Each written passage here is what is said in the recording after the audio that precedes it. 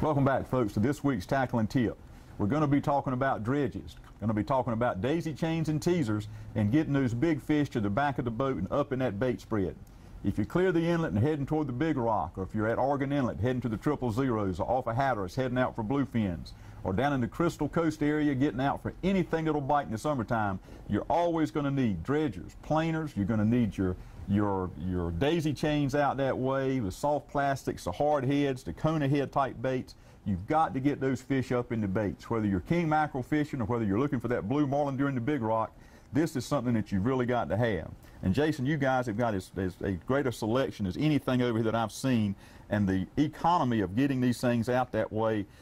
These things can be terribly expensive, and if a wahoo comes up and takes one away, you might lose $30 or $40 in one swipe out that way while you're tuna fishing. But the importance of these things is just preeminent now. When you head out that way, it doesn't make any sense at all to have a big boat and the investment in fuel and the time that you do without going out there with top quality stuff. Yes, sir.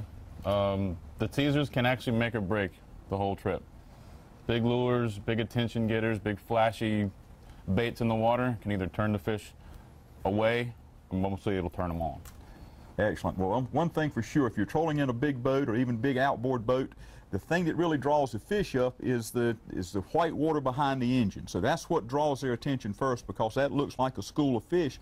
But once they get up there, your teasers, your dredges, your daisy chains are what really keeps those fish's attention. When they get up there and see that white water and don't see any fish, this is normally the first thing they'll see, even before they see some of the baits that are back there. Yes, sir. The baits in the whitewash, the whitewash acts as a smoke screen. They don't know what it is, but they know they want to come in and look at it. And there's something in there that they want to eat.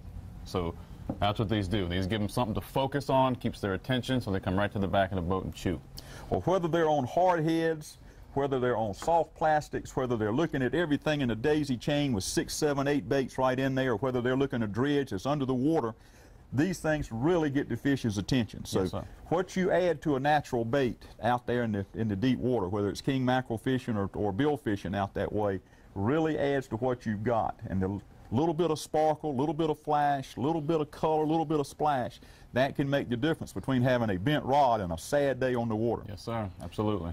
Well, folks, take advantage of what we've got here, not only at Parts and Tackle, but take a look at your box and see what you can improve on, because your soft plastics, your dredges, your Kona head type lures, your big lures like this can really add much more to your day's fishing than you'd ever think. Stand by. We're going to be right back.